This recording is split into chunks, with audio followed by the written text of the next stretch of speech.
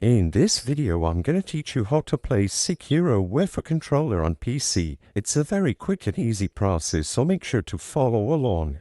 I'm going to teach you how to properly set up your controller to play the game if you own it on Steam.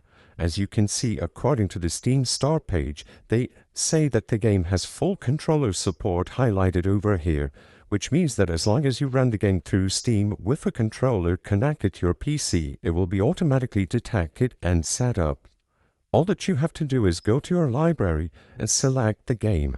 As you can see, I currently don't own Sekiro on my account, so I'm just gonna use Nier as an example. What you have to do after you select the game is to click this icon over here at the right side of your screen, the settings icon, and go into the properties. Inside of the properties of the game, go into the controller options and make sure that Steam input is enabled. So if it is set to default settings are disabled, switch it to enable Steam input. As soon as you enable Steam input, you can also access the controller general settings to double check if it's enabled for all controllers. Now you will have access to the gamepad icon over here, and you can properly set up the layout and change every button inside of the game.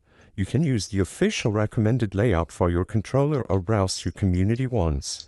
As long as you run the game through Steam, everything will be set up and you will be able to play using any controller that you have. I hope I was able to help you on how to play Sekiro with a controller on Steam.